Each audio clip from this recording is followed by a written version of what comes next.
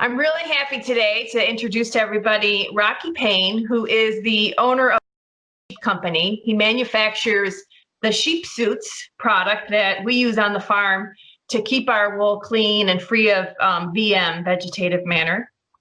The product really is amazing. It's kept our fleeces clean. It adds value to the product. And, my hand spinner customers really love how clean our fleeces are. They're very durable and easy to put on and take off, and they keep our fleeces really clean. So good job. Thanks, Rocky. Nice to see you. Yeah, sure. Yeah, they increase the value of your wool immeasurably to the point where most serious hand spinners these days, if it's not clean, they won't buy it. Period. Yeah, right.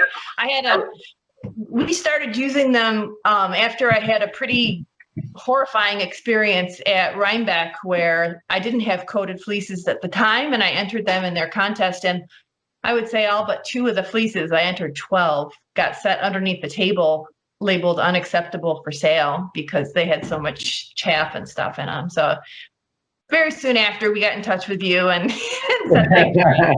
Yeah. So can you tell us about the origin of your company? Well, it started probably about 25 years ago. I had always covered my sheep. I started raising sheep in '86, I guess, and the folks who we purchased sheep from, or some sheep from, ended up being our mentors. The Steinbergs,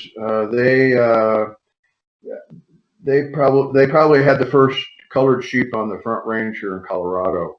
And they were pretty much 90% Cordales, and so we ended the business and we ended up buying their flock. So they had always covered their sheep, so I continued that because she was a hand spinner and she was like, no, this is how you have to do it. And I was like, okay, no choice, I'm good.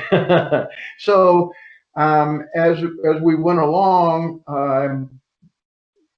covers were not as durable as I would have liked, and I ended up making some of my own out of Sunbrella, which was UV protection but really bad durability. And then I ended up finding this nylon. I had been in the textile business. I was a production coordinator for a company called Sky Chairs. So I had some contacts in the textile industry and began to look around for a fabric that would work. And I just started with covering my Cordales, and that's where the 1000 denier came from, the heavy fabric. And that was the only fabric I had when I started out. So I just, made my design just like everybody else's, I mean, it's not rocket science. So they worked on my sheep, and I would go to shows, county fairs and state fairs and stuff. And people would ask me where I got my covers, and I said I made them. And they said, "Would you make some for me?" I said, "You bet." Huh. So it was mostly about the durability you weren't happy with. For me, yeah, because I mean the style of covers that I made were the ones that I had been using. There were Matilda covers, but they don't have a chest piece. They're just sewn together in the front with a hole left for the head, and the fit is less than desirable. So the chest piece was essential for how the thing fit. So it's not like I said, I'd used covers that were built like this, and so I built mine like that. So you modified the patterns slightly. No, it was pretty much the covers I've been buying from some other people out in California, some folks in Ramona, California. Their name slips my mind along with a lot of other stuff. So it was very similar to theirs. I just to it, and it has been improved over the years. I used to do repairs occasionally just so I could see what was breaking, and I would see the common thing. The first thing that went were the tucks on the side. I never liked elastic. I didn't think it worked well with wool, and it dies. My tucks in the side do the same thing, pull the cover in around the body so it fits a little bit better. Same with the tucks in the rear, rather than have elastic on your wool so that it pinches the wool, and you can end up with a felt line right across the butt there Yeah. where the elastic is. So that's why I use the tucks, and they're the ones on the side were one of the first things to die. So that was when I started putting a piece of fabric over that. So now that doesn't happen. Then the next thing was the leg straps. They weren't really, they were coming undone. When I would repair them, you rarely saw one that the strap itself was broken. It was where they were sewn that they came undone. And sheep are hard on stuff. I mean, they lay in manure and urine all day, you know. Right. Yep. Those are organic acids. That's why I use polyester thread. It resists them more so than, say, a nylon thread. But I mean, they're tough when they're out in the sun all day long. So, you know, they're hard on it. Now there's a piece of webbing sewn over the ends of the leg straps, so they don't come undone anymore. And the chest is now triple stitched so that it's done. So they've gotten pretty bulletproof. Well, I can say for sure, the only time I ever have any issues is more user error, where we'll have a little piece of wire sticking out from a fence or something and they scratch up against it. Yeah. So, I mean, you know, what are you going to do about They that? search for those things. Huh? They search for those things. Yeah, exactly. You know, people think that sheep are dumb, but they're not. No, they're very, very There's crafty. not an animal on the earth that's better at being a sheep than a sheep. So you mentioned that you were in the textile industry, but did you know how to sew prior to creating your own sheep coats? No, because of what I did, I had folks that used to work for me who were seamstresses. I mean, Sky Chairs was a chair that hangs from the ceiling or a tree or something that you could buy at like Renaissance fairs, or they're really big there, you know. So I had folks that could sew for me, but I bought my own machine and just slowly taught myself to sew. And I sew probably, I don't know, maybe 15-20% of the covers. All the horn covers I sew. Mostly any alpaca covers I sew. So yeah, if I've got covers that that you want to size, and they're with Hal, the lady who helps me sew, I might just make 2 or 3 of them if I needed it to finish your order. I'm kind of the overflow guy. So Got it. So do you have a sense for how many flocks out there are using your sheep suits? My customer list is like about 1,500 names long, but they're not all active. Boy, a lot, and because they work, the word of mouth. It's like at least once or twice a week, I get a new customer that said, "Oh, I bought some sheep from so and so, and they said that you were the only one to get covers from."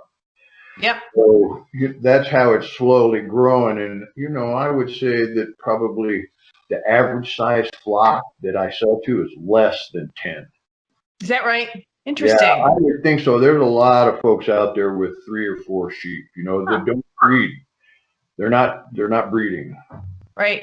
It's interesting because I would say every time I post on social media a photograph of my sheep with the coats on them, there's somebody asking me for your contact information, asking to get, hooked up with you and getting the coat.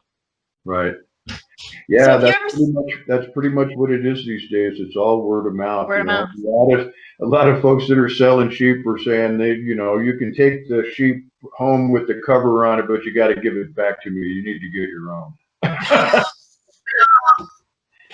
Oh, that's awesome. Well, what we've done a couple times is just sold the coats to the new owner. There's a lot of folks that do that. Gave them your contact info if they wanted to get additional sizes and stuff. So, and that worked out well as well. Yeah. So is there any place that you sent sheep coats to, a farm in some remote location where you're like, I didn't even know sheep lived there? No, not really. There's very few sheep through the south, you know. It's all mostly upper Midwest and out in the West, you know, all through New England and New York and down through there. But once it begins to, you know, get fairly south, I think I've got a customer, a couple of them in North Carolina, but that, south of that, you know, mostly you just don't see sheep.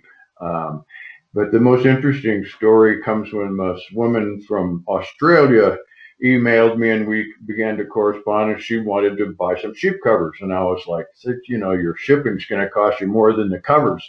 And she was like, I don't care. This is what I want. And I was like, okay, you got them. So I shipped them down there and she was just ecstatic with them. And we got to talking, and I mentioned something about just what I said, that my average customer probably less. And she was like, really? She was like amazed. And I was like, well, how many sheep do you have? And she said 32,000. Oh my God. How many? Wow. Yeah, I know. I told her, I said, well, you're not planning on covering all of those, are you? And she said, no, I've talked to my husband, and if this works out, we're only going to cover 1,000. So amazing. Did she end up getting 1,000 coats from you then? No, she's just got about half a dozen that she's trying to see whether she likes them. You know, who knows where that's going to go? I mean, the shipping is outrageous. You know, Yeah, so I do. I told her, I said, you need to start making your own down there. Maybe you could start a franchise or something. Yeah, there you go. It's the fabric. It's the fabric that's so hard to find. Nobody can find the fabric where I buy it straight from the factory. Yeah. Yeah. So we talked a little bit about your product variants. I kind of browsed your website. So you've got a product for horned animals. You've got a product for llamas and alpacas. You got the 1,000 denier, and then you got a 400, I think, right? 400 denier? Right. Yeah. Actually, it's a 420 at this point. But 420. Close enough. And that's the difference between coarser wool and finer wool. And the break is at about 60s in the spinning count, or about 22, 23, yeah. 24 in a micron count. Yeah, we use the 400 on our sheet.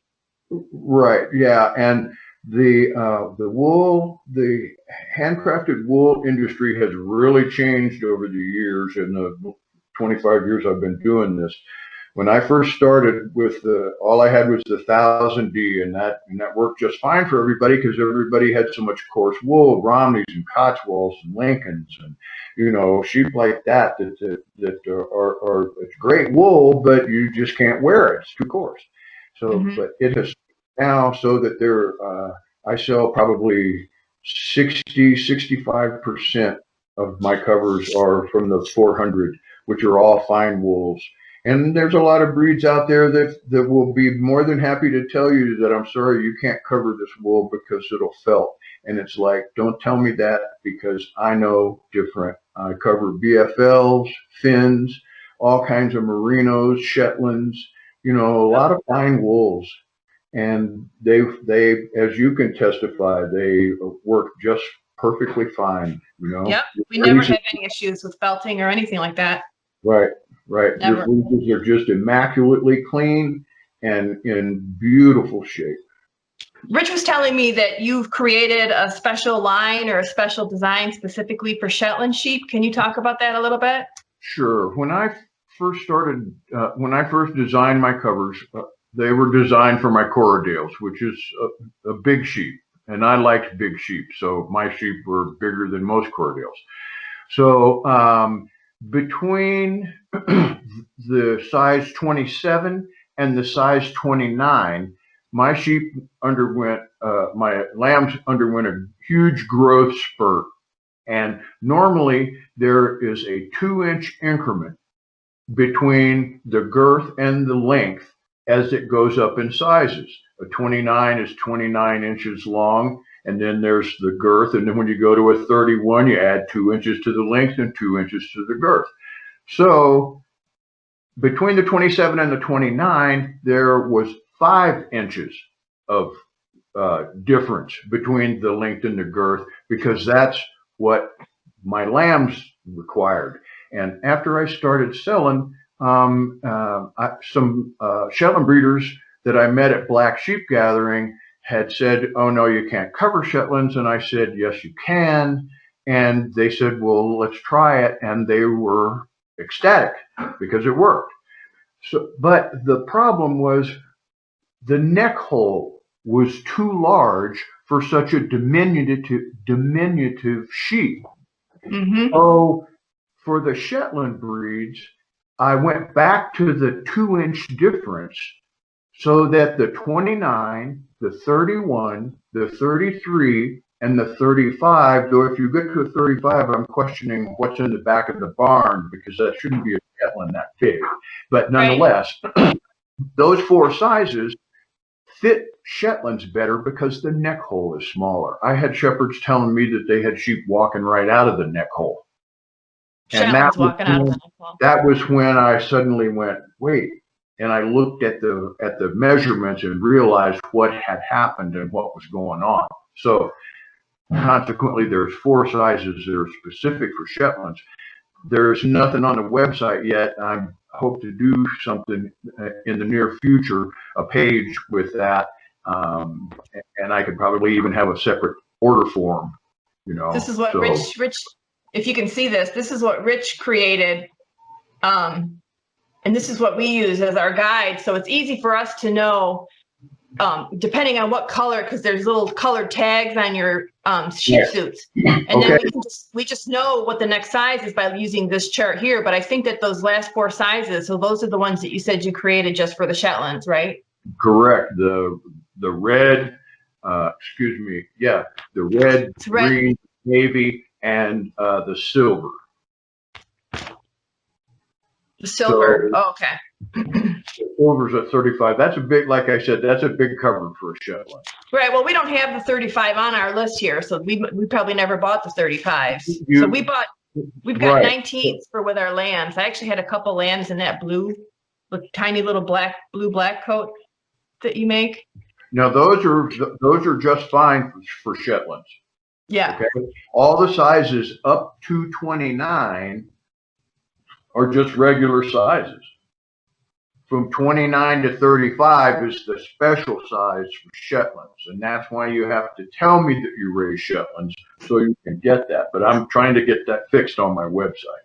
Okay, well that's really good information then, and I do have a lot of Shetland people that are watching this, so that's good. Yeah. Got that information out there. I'll put something about that in the show notes also, so people will be able to see that are raising Shetland. Yeah. All right, so the last question I had was, do you have anybody that helps you with the business, or are you a one-man show there? Other than the lady that helps me sew, no, I do. It's just me. That's crazy. So you're taking orders, you're making the stuff, you're filling the orders, you're helping customers with email. I mean, you must be going 24/7.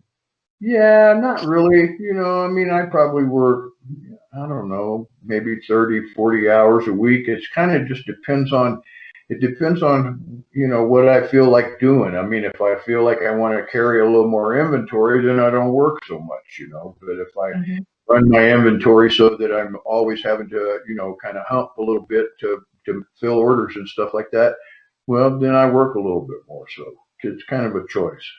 Yeah. Well, that's all the questions I had. This was really interesting, and enjoyed meeting you in person. We've ordered from you over the years, but this has been really fun to have a nice conversation with you. So I appreciate your time.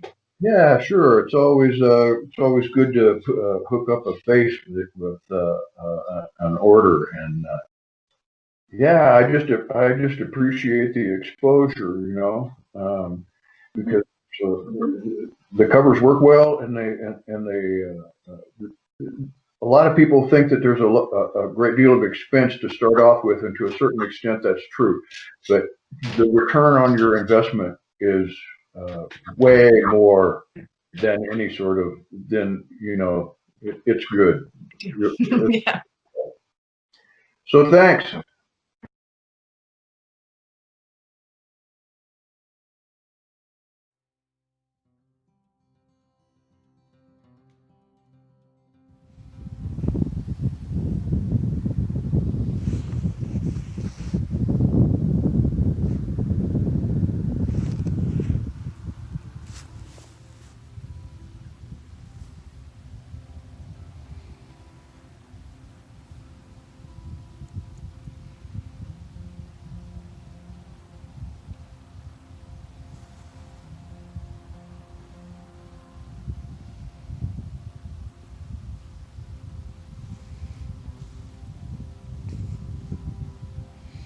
You guys practicing to be sheep statues or something?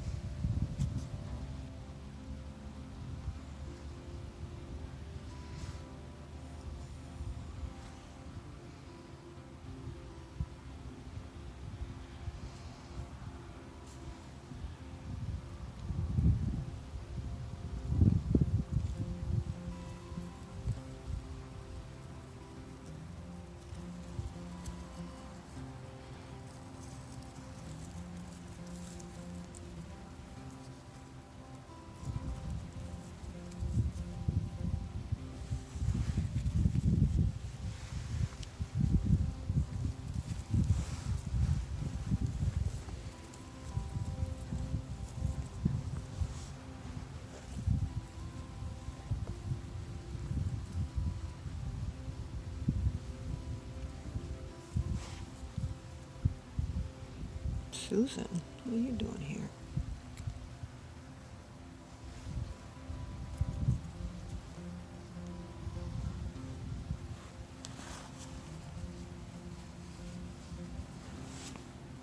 You want that?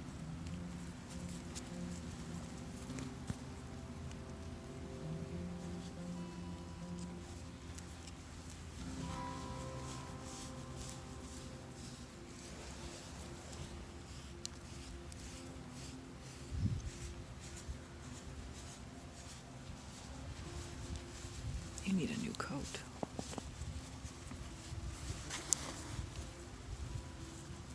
So you... What is it with you with food hanging out of your mouth?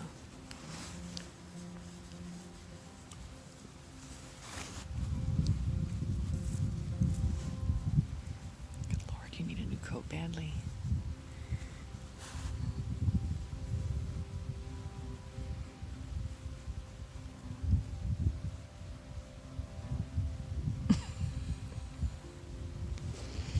It's disgraceful.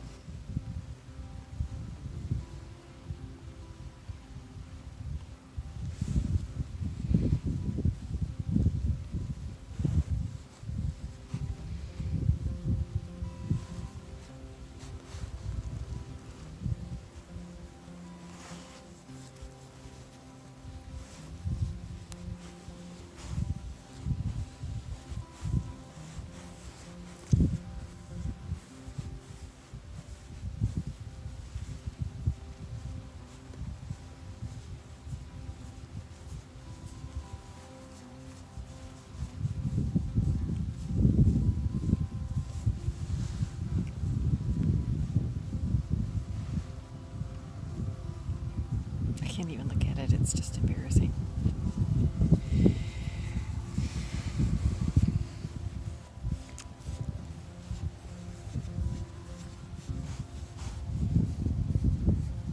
Starting to get fuzzy for winter, aren't you?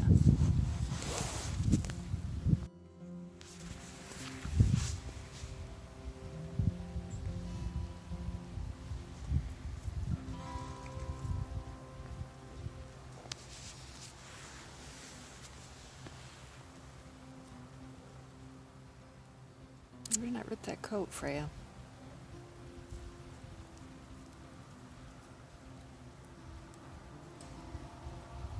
That drives me crazy too.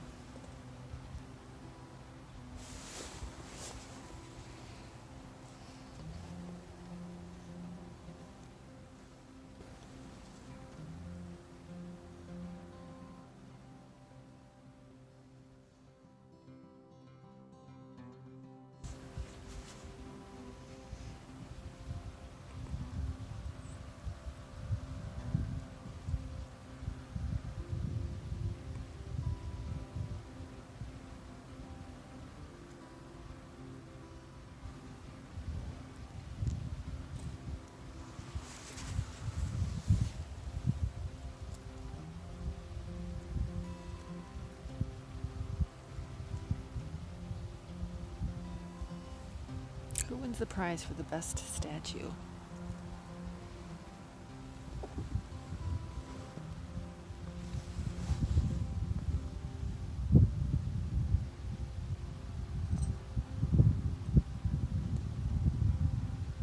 Pearl.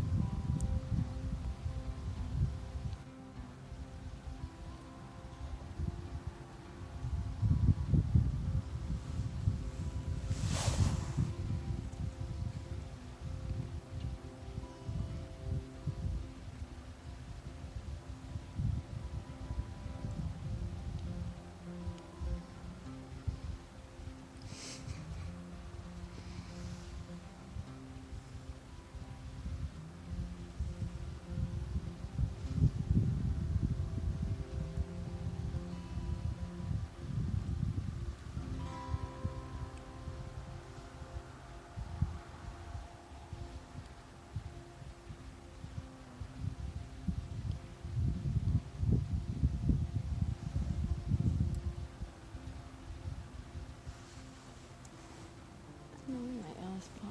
Where is she?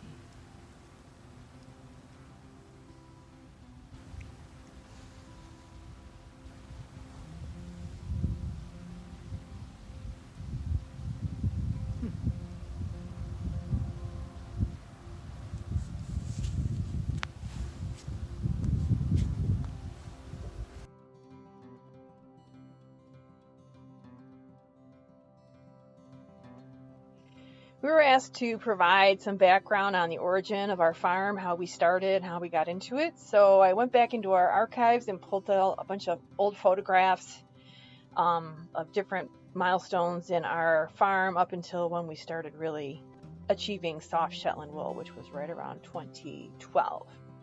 So here is the story. Started in 2000 when Rich got a barn built by the Amish. It was your design, right? My design, and I painted it and built the inside, the stalls, and what have you. So we had it through the winter, and then in the spring when the ground got soft, you put the fence in, the fence posts and stuff, and then stretched the fence with the pickup truck at that time because we didn't have a tractor. And there it is. And here's the plaque. This Rich drove out to Ohio, right? Pick him up. I picked those up at Lofty Pines in Ohio, in northern Ohio, and we had 4 ewes and 1 ram that we got to start with, all different colors. I remember Marigold, the black one, she was the only one that was really friendly and let us pet her. The other ones were a little more shy. And we had them all in the same pen, right? The ram and all the ewes were together. Yeah, for a while. So we had the black, which was Marigold, the gray, which was Myrtle, brown was Petunia, white was Daisy, and then the ram. Can't remember his name. And this was our lot. We had a, what was it? What did you say? A 1/4 acre lot? It was about our backyard is about a 1/4 acre, so we lost the entire backyard to this fencing. So you can walk out the back door and like there was the fence right there. It was kind of crazy. So we wanted to expand, but this is just a boys at that time, just so I could show you kind of how old they were when we got into this. It's really sweet. Her fleece was really scratchy, Marigold. I remember hers was the first one I washed and spun.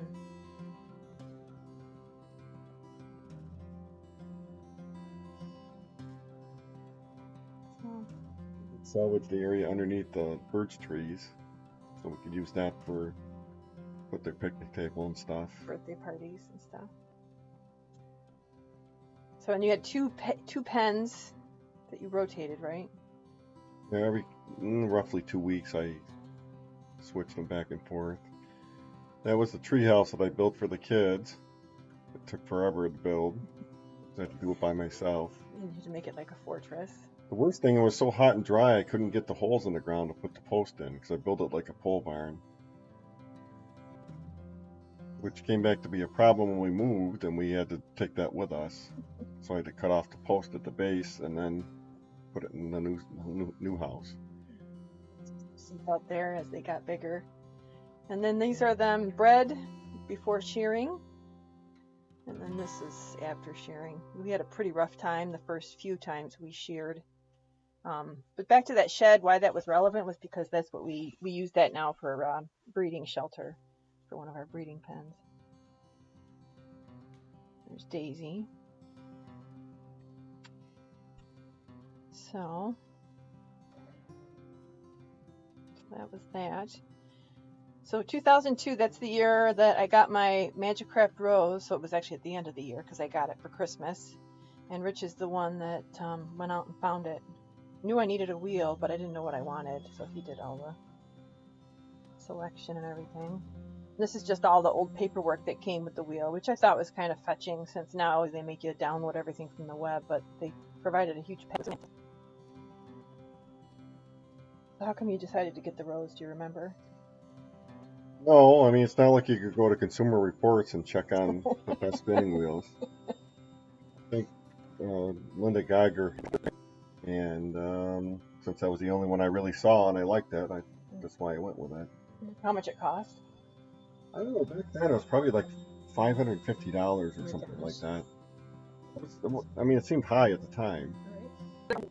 For $1,500 now, new. I love my Rose, still have it, so it's, what is it, 18 years? So then we had lambs. There you can see how the pasture and the house are kind of butted right up against each other. And it was awfully fun. They were really sweet and cute. The ram was still in there with them at that time. We never had any issues with that particular guy. Kids loved them, you know, just really fun. And we're just getting solids. You can see where she got a cut. So one of the things, this was also, I think I made the first sweater. I think that's the next picture. Yeah, so this is a Fair Isle sweater I made with the wool from the sheep that year. That was cool. It was Rosewood. We got him from Twin Springs Farm. First attempt at breeding for spotted sheep. And yep, got the result we wanted. We had a couple nice spotted lambs. That's Andrew. Andrew and Buttercup, I think. So cute. That's Cookies and Cream. That's a ram. That's Sheltering Pines Mahogany. We brought him in at the Rosewood's horns went bad. And then we put him underneath that picnic table to separate him from Rosewood because they were always fighting. That's what was really mean. Remember you bought that leather face mask thing for him? And that's the little ram shed that I built for them and that we still have. Yeah, this is the boys doing 4-H fair. So they did the fair for, I think, 5 years. They just got too tall. They couldn't use halters at the 4-H fairs, so it got ridiculous. So we stopped doing it. Then we moved because we ran out of space and nobody would sell us land on any of the sides of our properties. So we bought a field and built the house, built the barn, put in all the new fencing because our flock was getting bigger. Built the barn and the fencing first because we had no place to put them after we moved. Yeah. This was Chiat, that black and white ram. Another reason we had to bring him in because the other one's spots or horns went bad. And this was also when we started looking at fleeces a little more carefully and started taking pictures. This, you know, as I looked at the archives, started seeing these locks and parted fleece shots and stuff. So we were starting to think about that a little bit more, I guess. The boys were still having fun with the sheep. Rich built the ram shelter. Yep, there it is. Mighty fortress. It had to be a mighty fortress because the horned rams were destroying everything. Then you got your fancy new tractor. And this was the first year I got a booth at Knox Farms Farm Festival. So this was my first real fiber festival and my first feedback that Shetland wool is too scratchy. And then this was a big part of our farm development was Rich tripping to the Midwest. And I'm going to kick it to Rich to go through. There's quite a few pictures here. Right, we hit quite a few farms. That's Sheltering Pines right there. With this guard dog. I don't know who that is. Stephen raised horned rams, right? Yeah. He had a lot of spots. He was really into spots, I remember. Seems like a lot of sheep in that paddock. Well, he brought them up so that Oh, we could look at them. I see. Okay. What were you looking for? Do you remember? No, I don't remember. Well, I got. I don't remember what I brought from him that year. I got Comet, who was a dark blue-gray catnugget ram, because I like that color and I wanted that, so we brought him back. And then I brought sheep from a number of farms when we were there. I just saw a BFL. He had the blue-faced Leicester for a while, didn't he? Mm-hmm. Just over farm view. That might be Teresa's farm. Okay. There's a gull mugget. I remember you brought back a gull mugget from her. Was it Clover?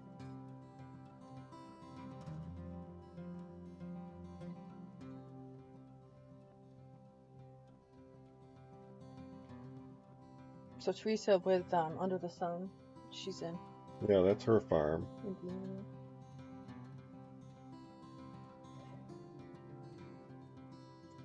Sweet.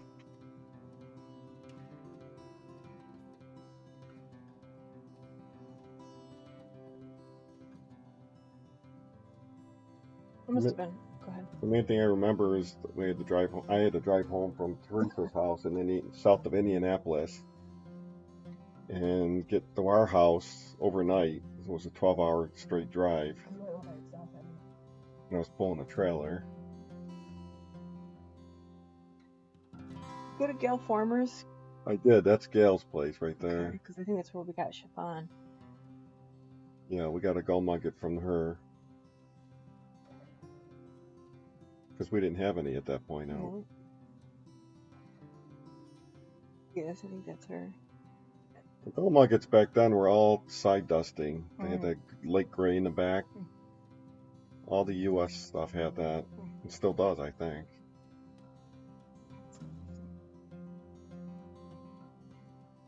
It's got coats on their sheep yet. That wasn't even like a real thing, was it? No, but that was in the summer, so maybe they didn't have them on yet. Pretty yeglet. Flashy. Took a lot of pictures of that one. You must have been enchanted. Mm-hmm.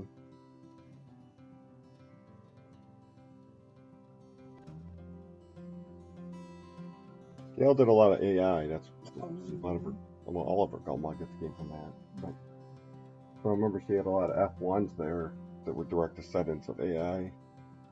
And you weren't supposed to sell those. For whatever reason, there was some agreement that they had. And a lot of the ones I bought, like the one I bought from her, I think it's an F2 second generation. I like those little huts. I still think that's her house. It's a gull mugget too, right? Yeah. Do we have any gull muggets right now? Got that characteristic little points in the corner of the eyes there.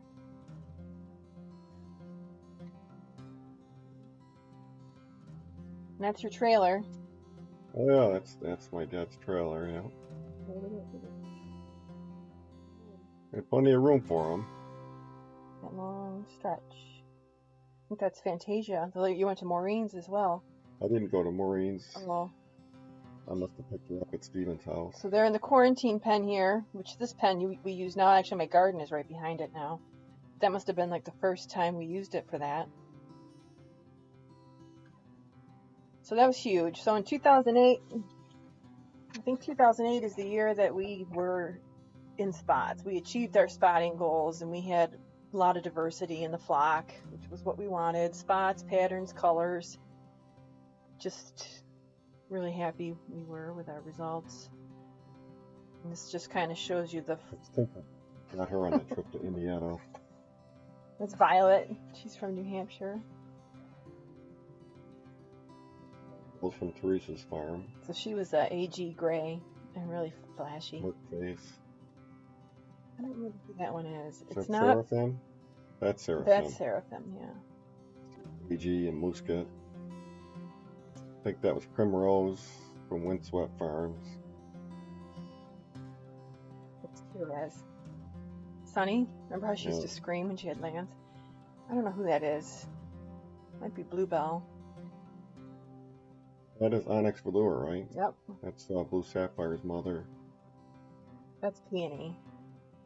Oh yeah, Peony. That was That's what I from. meant before. That's Primrose. I Yeah. think that's Peony's daughter. She was really cute. Well, it's Cuirass's daughter. That's We AI'd her. Fantasia. She was crazy friendly. That's Gold. Yeah. That's one of the fleeces that you always show. She was Mielgat. Lavender. This was one of ours that we bred. I can't remember who she was out of, and that's Lily. It's not a peony, I think. Oh, yeah, right. There she is again, just in case we forgot. Oh no, that's Snapdragon. Oh, I was confused. And that's Chiffon, the one we were talking about with the side dusting, the Galmugget. There's Chiat. So his horns were good. We never had an issue with the horns going That's bad. Clover. He's a very light Mielgat Galmugget I got from Teresa. Cordanui, right? Yep. This one is the one that came out of Twin Springs. Dahlia. I think that's Betulina. She had an enormous flock. Lots of diversity. Black-eyed Susan. She was out of Sheltering Pines. Black Walnut. Probably.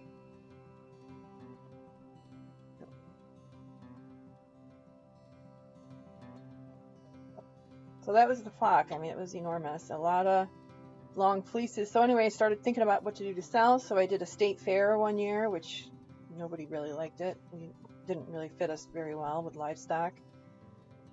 Tried to get the boys more involved with the sheep and stuff, but they weren't into it. Trying to make some money selling manure. I don't know. Didn't. And then I did a Celtic festival, thinking that might be a place where we could get interest in the sheep and stuff. And all that happened there was Sabrina got loose and we had to chase her all over the grounds, remember? That was my first attempt at selling yarn. And that was the other thing, too, is we were just getting sick of having to cull rams because their horns weren't any good, or they would start growing into their head and stuff, and you can't breed with them. And we were looking at our fleeces a little bit more closely and just started having questions about, you know, what the next level would be for our flock. So these were some of the fleeces. I mean, they looked okay. We just started paying more attention. This was the year where we had boatloads of pictures of this, where we were splitting the fleeces and looking at the cramp and the fineness and the density and stuff. To that point, we didn't even know this existed, this type of wool. We'd never seen it before. Some of the stuff was good, and then you'd hit a stinker like this where it was just really straight and kind of hairy, and so we weren't getting the consistent fineness like we are now. It was just kind of all over the place. That was our first micron test, which was very eye-opening and depressing. It made us make a lot of decisions. Leyland. He was our attempt at fine fleece breeding. This was the year I opened my Etsy shop, so first started selling wool online. And it's a shawl I made. I just wanted to throw that in there because it took me forever from our homespun. So now 2010, another expansion of the barn because the flock is growing and we need a space to store the hay. And this was when we brought in Itasca, so we got really serious about the fine fleeces. She had a gorgeous fleece and a great pedigree.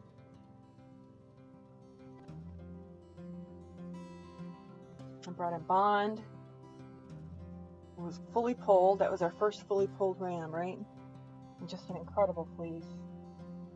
And then Blue's Clues also. Get that real super fine. So that was just. Those were two Bond daughters. Pearl we still have. There was a pulled ram that we had. He also had no ears, apparently. So you can see then the fleeces this is 2010 fleeces, just started to get more consistent. That's actually still a little bit bold for what we're doing today, but at that point we were happy. And then 2011, kind of getting us closer to our soft Shetland moniker. This is Pompeii. We brought him in as another pulled ram and did AI and got this Siobhan She's actually Genoa's mother, I believe. But this is Pearl as a yearling, just gorgeous, and we were overjoyed with her fleece. This is what we wanted, so. I don't remember that you couldn't find fine sheep back then. Oh. So we were moving all kinds of genetics and doing AI to try and get it, which eventually we did, but it took forever. And then that's me at my Finger Lakes. I got into Finger Lakes in 2012, and I applied year after year, and they never let me in, but this was my first year. Inexplicably, I don't have pictures from that year, but this is a picture of me at a Finger Lakes Fiber Festival. So that's the story. I mean, after that, I think we really got more consistent with fine fleeces. So that's kind of the early days and how we got to where we are today. And it'll be interesting to see what the future holds for us. So that's the story. Thanks.